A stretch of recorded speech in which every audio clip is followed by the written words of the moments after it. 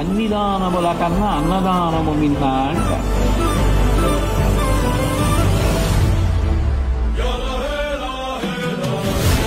అంటే ఇప్పుడు ఒక వ్యక్తికి ప్రాణదానం చేసినటువంటి ఫలితం అన్నదానం చేసిన వాడికి దక్కుతోంది. పైగా ఆయన ఆ అన్నం తిని ఒక మంచి పని చేశాడనుకోండి, ఇప్పుడు ఆయన మంచి పని చేయడానికి కావలసిన బలం మీరు పెట్టిన అన్నంలోంచి వచ్చింది కాబట్టి మీకు కూడా ఆయన చేసిన మంచి పనిలోంచి ఫలితం వస్తుంది.